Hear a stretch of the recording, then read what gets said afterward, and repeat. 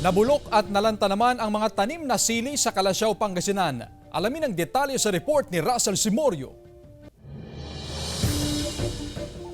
Makikita sa likod ng barangay hall ng Macabito, Calasiao, Pangasinan ang taniman ng sili at iba pang gulay.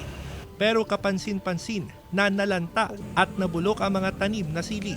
Ayon sa punong barangay na isa rin sa mga nagtanim ng sili, hindi ito naani agad dahil mababa noon ang farm gate price. Hinintay nila ang magandang presyuhan ng sili pero nauna itong nasira ng matinding init. Ay, hindi na pwedeng harvestin yan dahil sira na. Yung iba, pwede pa pero pinapakuha na lang dito sa amin. Isa na rin yun, mainit, kaya nalanta na.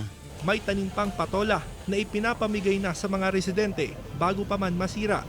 Hindi naman daw nalugi ang mga magsasaka dahil makailang beses din silang nakapag-ani bago masira ang pananim. Pinabayaan na yung kukuha nun yung gustong kumuha. Pinabayaan na, kaya tulad ng yung patula, patapos na rin.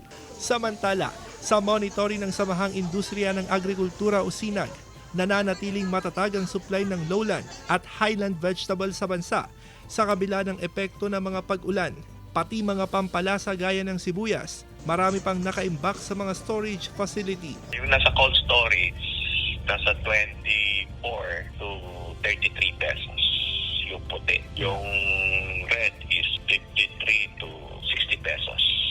Kasama si Henry Domincil, Russell Simorio, One North Sancha, Luzon.